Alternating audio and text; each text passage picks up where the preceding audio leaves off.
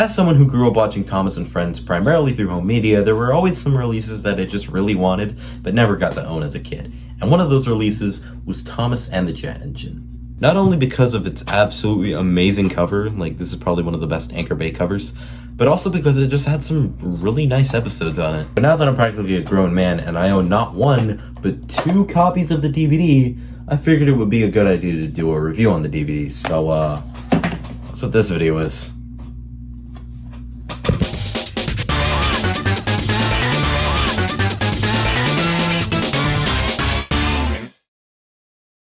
So, in my last DVD review, I talked about New Friends for Thomas, and how it was a very unique release because of Michael Angelis' narration. However, Angelis was only meant to be a placeholder while Hit Entertainment was still trying to find someone to narrate the series in the US. Eventually, they landed on Michael Brandon, who would narrate not only Season 8 of the TV series, but also Season 7 for US audiences. These narrations would be accompanied by scores composed by Robert Hartshorn, as opposed to the original scores composed by Michael Donnell and Junior Campbell. These versions of the episodes would be the ones that would be aired on TV, as well as the ones that Anchor Bay intended to release on home media. However, there were still 3 episodes from Season 6 that hadn't been released on VHS or DVD yet, so they decided to put them alongside Season 7 episodes, which led to this release, which I absolutely love. Thomas and the Jet Engine was released on VHS and DVD by Anchor Bay on July 20th, 2004. It would later be re-released by Lionsgate in 2009, which would be the only time the DVD was re-released. This release is interesting for many reasons, not only because it features episodes narrated by both Baldwin and Michael Brandon, but because the Brandon episodes also have scores by Mike O'Donnell and Junior Campbell. And these are the only episodes from Season 7 that were ever released in this style. And it's honestly crazy hearing soundtracks from the classic series being put alongside narration from the new hit era seasons. It really does make this release feel like a collision of worlds. But of course, these are the only Season 7 episodes that were ever released in this style, so I just have to deal with the fact that we will never truly achieve world peace. But I think it's time we actually just get into the meat of the potatoes of the release, so let's go ahead and do that. This is my review of Thomas and the Jet Engine. First episode on this release is the title episode, Thomas and the Jet Engine, and this is the type of episode that was just made to be a title episode. You see that eye-catching cover on the store, you take it home to watch it, and you end up getting one of the many toys made for the episode. This is undoubtedly one of the most iconic episodes in probably the entire series. Alec Baldwin's narration is great, the soundtrack is fantastic, and it's got some pretty decent humor as well. Want to race, Thomas? Beat Birdie? Never mind. Overall, it's just a really good episode and a really good way to start a DVD. Percy and the Haunted Mine is up next, and it's actually pretty good. It's a bit of a strange episode, but it's pretty enjoyable. Something that a lot of people criticize Season 6 for is the visuals, but honestly, I think this episode's nighttime visuals are actually really good.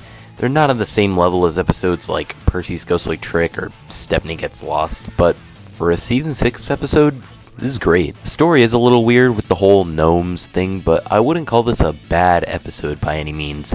It's definitely got some funny moments, and Donald and Douglas. It's not like they appear in any other episodes this season. Oh, fuck off. So far, this DVD has had nothing but banger episodes, and the next episode, Scaredy Engines, just keeps the momentum going. Everything about this episode is just so good. The story, the writing, the soundtrack, and again, the visuals are all just stellar. Some people say that Thomas was a little too mean to Percy in this episode, but I think that him getting scared of the ghost and running out of the smelter yard kind of make up for that. Not to mention Baldwin's narration in the scene is just amazing.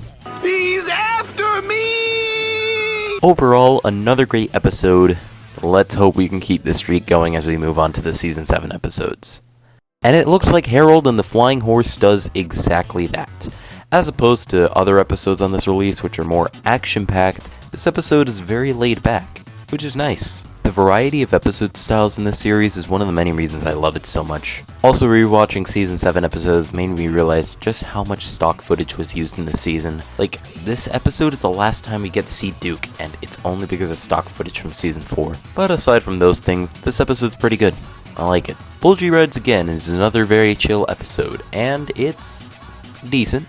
One thing I noticed when rewatching this episode is how no one in the bus noticed the hens in the luggage rack. Like, there's no way that not even one of these people had some sort of luggage that they needed to put on the rack. the only one who noticed this? Aside from that, this episode's actually not that bad, and it's nice seeing Bulgy appear again, even if it's just to sell toys. Though I gotta say, he does look very nice and green. The last episode on the release is Salty's Stormy Tale, and it's great.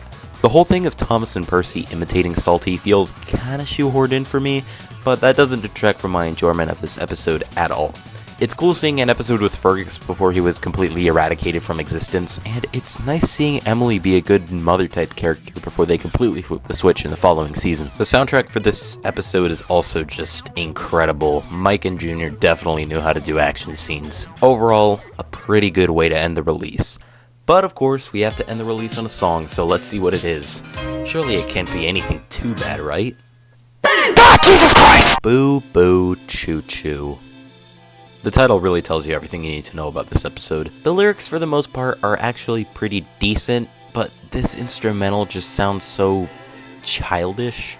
I don't know if that's the right word to use, but this is one of those songs where I do not want to be caught listening to it. It's not bad by any means, but even as a kid, this song felt just a little too awkward, I guess. I don't know what word to use. I fully get that Thomas is a kid's show, but even this feels a little too babyish for it in my opinion.